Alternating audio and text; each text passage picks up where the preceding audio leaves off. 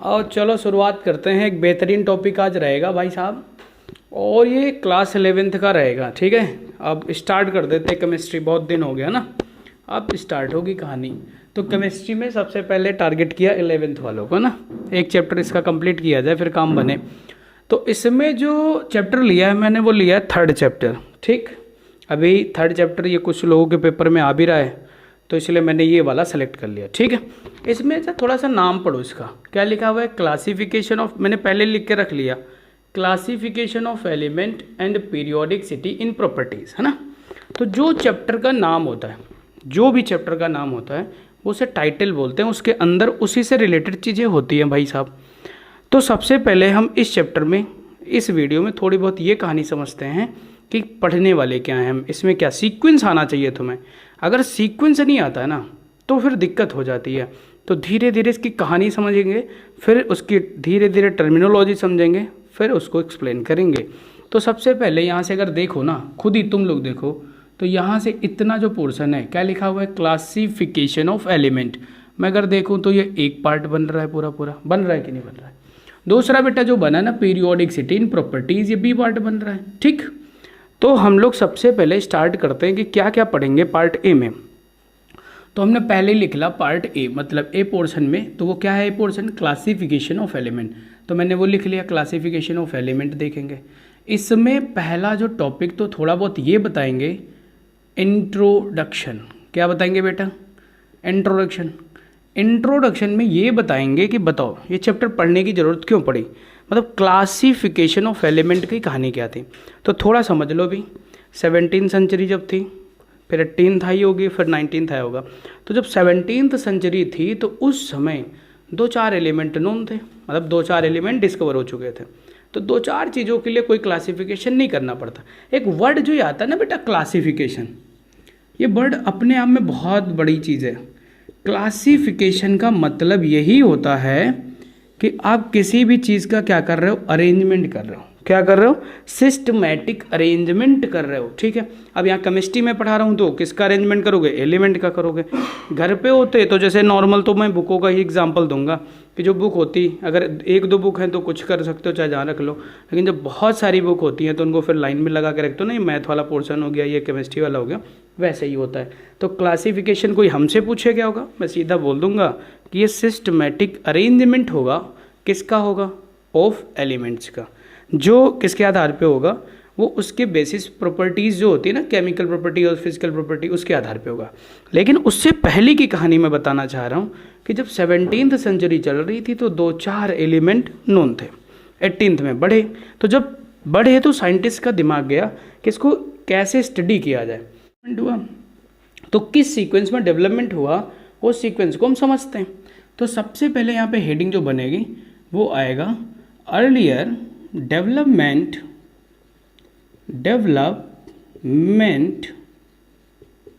Of classification of element. ठीक है भाई, अब यहाँ पर जब बात चल रही है तो सबसे पहले जो आया होगा, तो हमने बताया कि यहाँ पर मैं एक सीक्वेंस लिखता हूँ। ठीक है, कि धीरे धीरे जैसे जैसे समय बीत रहा होगा तो एलिमेंट्स भी बढ़ रहे होंगे, तो आइडियाज़ भी सबके आ रहे होंगे, है ना। तो सबसे पहले जो आया था वो एक यूनिटरी थ्योरी आई थी। मैं बता रहा हूँ भाई, सुनते जाना मेरी बात, ठीक है। थोड़ी 5 मिनट मुझे देना, उसके बाद अपनी कहानी बताना। मैं कह रहा हूँ यूनिटरी थ्योरी एक थी। इसके बाद दूसरी जो आया क्लासिफिकेशन, वो हमारे सिलेबस में उसे बोलते हैं डॉबर नियर ट्राइट्स लॉ।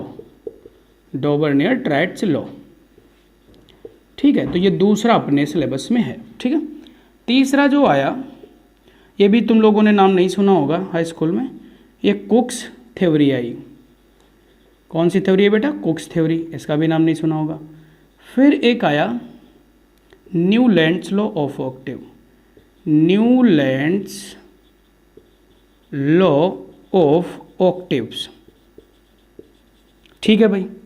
उसके बाद एक ये मैं इस बार पढ़ाऊंगा लॉथर मेयर, लॉथर मेयर का आया, ठीक है, क्लासिफिकेशन। फिर उसके बाद लॉथरमेयर के बाद जो हम लोग पढ़ते हैं मेंडलीव पीरियोडिक टेबल, ठीक है भाई। फिर उसके बाद जो आज पढ़ रहे हैं हम लोग वो है modern periodic table. Modern periodic table, मेरी बात सुनना, बिल्कुल मेरी बात सुनना, ये सीक्वेंस है। मैंने कहा यहाँ पर ये तुम्हें ऐसा नहीं भौकाल नहीं बनाना है, इससे तुम्हें बस ये ध्यान रखना कि हमारा जो सिलेबस इंक्लूडेड है उसमें कौन कौन सा पढ़ना है। डॉबर्नियर पढ़ना है, न्यूलैंड्स पढ़ना है, लॉथरमेयर भी पढ़ना है क्योंकि अपने एनसीईआरटी मेंशन करता है इसको, मेंडलीव पढ़ना है, मॉडर्न पढ़ना है। तो फिर मैंने ये कोक्स थ्योरी और यूनिटरी थ्योरी क्यों लिखा, क्योंकि बच्चे तुम लोग ना अभी तो सोच रहे हो कि काम उतना पढ़ लिया जितने में पास होना है ना, लेकिन जब फिर आगे अभी थोड़े नंबर ज़्यादा है ना तो सभी मेंस का पेपर देते हो ना, फिर वहाँ पर ये सब पढ़ना पड़ता है। फिर लगता है कि तुमने नई पहली बार नाम सुन रहे हो, तो इसलिए लिख दिया कि इस तरह से आया था सीक्वेंस। तो पहला को ऐसे समझो कि पहले इन्होंने विचारधारा अपनी दी होगी, फिर ये आया होगा, फिर ये आया होगा, फिर बाद में जो आज पढ़ रहे हैं वो कौन सा पढ़ रहे हैं, मॉडर्न पीरियोडिक टेबल। अभी जब मैं पढ़ाऊंगा सीक्वेंस से पूरा बताऊंगा, बस अभी ये समझो कि हम क्लासिफिकेशन जो पार्ट ए देख रहे हैं उसमें सबसे पहली जो कहानियों के क्या है, मैंने कहा अर्लियर जो डेवलपमेंट हुआ उसका सीक्वेंस बताया, ये पूरा पढ़ना है अपने को। तो सारे इस कॉन्सेप्ट पढ़ने कैसे कैसे डेवलप हुआ होगा और मॉडर्न पीरियोडिक टेबल कैसे बनी होगी, ठीक है। तो दूसरी जो हेडिंग थी उसके बाद की कहानी समझो। तो अब दूसरे नंबर के बाद फिर तीसरा आएगा, दूसरे नंबर के बाद बेटा क्या है, तीसरा आएगा। तो क्या तुमने मॉडर्न पीरियोडिक टेबल समझ ली। फिर मैं तुम्हें, जिन बच्चों को नहीं आता है उनको थोड़ा सा मैं अपने तरीके से क्या सिखाऊंगा, electronic configuration, electronic configuration, configuration. इसमें कोई रूल नहीं बताऊंगा मैं, सीधा मैं अपने तरीके से तुम्हें इलेक्ट्रॉनिक कन्फिग्रेशन सिखा दूंगा, बिंदास होकर एकदम सीख लेना, ठीक है। फिर उसके बाद चौथा जो टॉपिक आएगा इसमें वो आएगा nomenclature, nomenclature of element which atomic number, इधर दिख रहा होगा, विच एटॉमिक नंबर एबव 100, ठीक है। ये चौथा टॉपिक आ गया बच्चे। पांचवा टॉपिक मेरे बच्चे, इतनी बात आई कि नहीं आई, मतलब ये समझ लो कैसे पढ़ना है, सीक्वेंस क्या क्या रहेगा, तो यहाँ तक में कोई दिक्कत नहीं होनी चाहिए। अच्छा तो भाई साहब फिर पांचवें टॉपिक में आते हैं, चलो।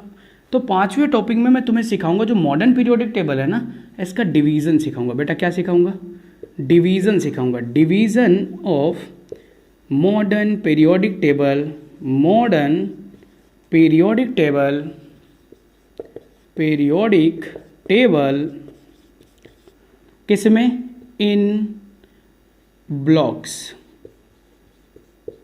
और वो 4 ब्लॉक्स होंगे बच्चे, कितने ब्लॉक्स होंगे, 4। देखो पहला होगा एस ब्लॉक, दूसरा मेरे बच्चे क्या होगा, पी ब्लॉक, तीसरा क्या होगा, डी ब्लॉक। है तो मैं हाई स्कूल में पढ़ा दिया करता था, ले सबको आता होगा, नहीं आता है तो मैं हूं ना भी।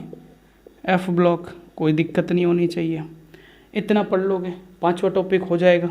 यहाँ पे इंक्लूड करूँगा कहो दिखे ना, तो मैं ऊपर ही कर लेता हूँ, थोड़ा सा कर दूँ मैं, कोई दिक्कत नहीं ना, अरे आगे कर देता हूँ। पहले इतनी बात समझ में आई कि नहीं है, आपको क्या देखना है, पहले देखना है कि भाई जो क्लासिफिकेशन कौन कौन आया था, डॉबर्नियर, न्यूलैंड्स, ऐसे सोच लो कि ये वाला पहला पढ़ेंगे। उसके बाद इलेक्ट्रॉनिक कन्फिग्रेशन सीखेंगे, फिर नोमेनक्लेचर सीखेंगे, फिर क्या सीखेंगे, डिवीजन सीखेंगे एस ब्लॉक पी ब्लॉक में। अब मैं इधर वाला हटाऊंगा क्योंकि ये नहीं हटाऊंगा, बस ये हटा रहा हूँ। फिर सुनना, अब 5वें नंबर के बाद एक छठा आएगा, क्या आएगा, छठा नंबर आएगा। तो जो 6th नंबर आएगा वो 6th नंबर देखो क्या है, 6th नंबर होगा टाइप्स ऑफ एलिमेंट। बेटा क्या होगा, टाइप्स ऑफ एलिमेंट। तो जो टाइप्स ऑफ एलिमेंट होंगे ना उसमें पहला आएगा रिप्रेजेंटेटिव एलिमेंट, रिप्रेजेंटेटिव एलिमेंट्स। पहला क्या होगा, रिप्रेजेंटेटिव एलिमेंट्स। दूसरा क्या होगा, तो दूसरा होगा ट्रांजिशन एलिमेंट। बताऊंगा, परेशान नहीं होना कि क्या नाम दे रहे हो क्या दे रहे हो, अभी सुनते जाओ। तीसरा जब आएगा तो उसे बोलेंगे inner transition element, inner transition element. ठीक है भाई, अब मेरी बात सुनना, इधर देखो। मैं कह रहा हूँ जो ये दिख रहा है इधर, जो एस ब्लॉक और पी ब्लॉक होता है ना, इन्हीं को बोलते हैं रिप्रेजेंटेटिव एलिमेंट, रिप्रेजेंटेटिव एलिमेंट। ठीक है, जो एस ब्लॉक डी ब्लॉक होता है इसे क्या बोलते हैं, ट्रांजिशन एलिमेंट। क्यों बोलते हैं बताएंगे, अभी परेशान नहीं होना, ट्रांजिशन एलिमेंट। और जो एफ ब्लॉक होता है इसे इनर ट्रांजिशन बोलते हैं। कोई दिक्कत तो नहीं है, ठीक है। इतना हो गया, 6 बार हो गई पूरी कहानी। तो इतना पढ़ना है मुझे पार्ट ए में, कितना, इतना पढ़ना है, कोई दिक्कत नहीं। मैंने सोच लिया पहले क्या करेंगे, वो क्लासिफिकेशन किसने दिया था वो सीक्वेंस पूरा देख लेंगे, ठीक। जब वो ख़त्म होगा तो उसके बाद इलेक्ट्रॉनिक कन्फिग्रेशन सिखाएंगे, फिर नॉमेनक्लेचर सिखाएंगे, फिर उसके बाद डिवीज़न सिखाएंगे, S block, P block, D block, ये सब सिखा देंगे। उसके बाद फिर यहाँ पर जब आएंगे तो रिप्रेजेंटेटिव एलिमेंट, ट्रांजिशन एलिमेंट क्या होते हैं, इनर ट्रांजिशन एलिमेंट क्या होते हैं, सब कुछ सिखाऊंगा, ठीक है। परेशान नहीं होना, ए पार्ट तो खत्म, ठीक है, इतने में कोई दिक्कत नहीं, समझ लिया। अब पीरियोडिक सिटी में क्या पढ़ाएंगे, मतलब जो दूसरा पार्ट है ना उसको भी समझो। तो इसमें मैं तुम्हें कुछ टर्म सिखाऊंगा, फिर उसके बारे में उसका ट्रेंड समझाऊंगा। तो दूसरा जो बी पार्ट आया, मैं आगे से लिखता हूँ क्योंकि वहाँ पे जगह बार बार कम पड़ जा रही है। तो क्या है, पीरियोडिक सिटी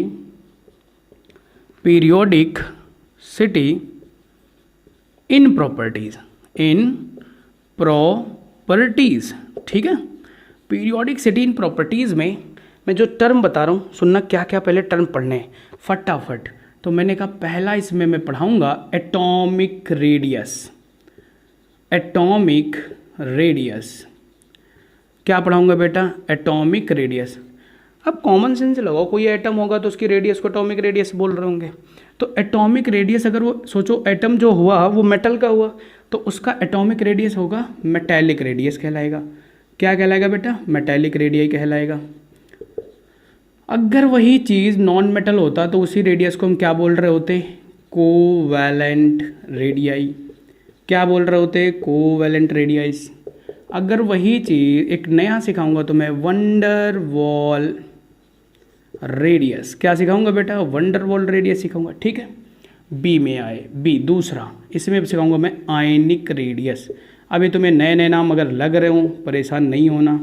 नंबर तीसरे में आए, सुनना ध्यान से, एक होगा आयनाइजेशन एंथैल्पी।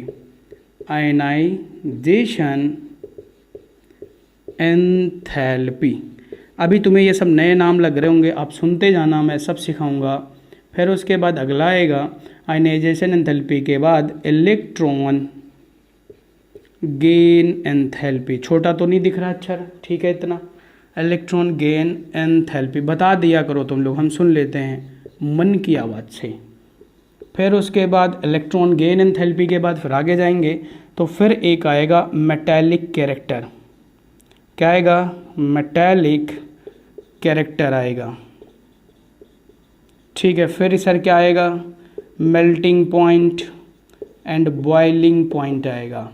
मेल्टिंग पॉइंट और बॉइलिंग पॉइंट आएगा। कोई छूट तो नहीं रहा है, चलो देखेंगे अगर छूट रहा होगा तो, है ना। जो मतलब ऐसे ही टर्मिनोलॉजी जो मेन होते हैं ना वही अपने लिखे जाते हैं। तो ये वाली बात ठीक हो गई। तो हाँ एक और है इलेक्ट्रोनेगेटिविटी, जो चालाकी वाली बात होती ना, इलेक्ट्रोनेगेटिविटी। कोई दिक्कत तो नहीं है बच्चे, इतनी बात हो गई, इतने टॉपिक पढ़ने हैं। एक अलग से मतलब अब सी पार्ट, इसमें तो नहीं है सी पार्ट बेटा, तो सी पार्ट भी एक थोड़ा सा मैं बता देता हूँ कि मैं पीरियोडिक ट्रेंड बताऊंगा, ठीक है। किसका, केमिकल प्रॉपर्टीज़ का। इसमें सर क्या क्या देखना है अपने को, कुछ नहीं, 2-3 टॉपिक होंगे।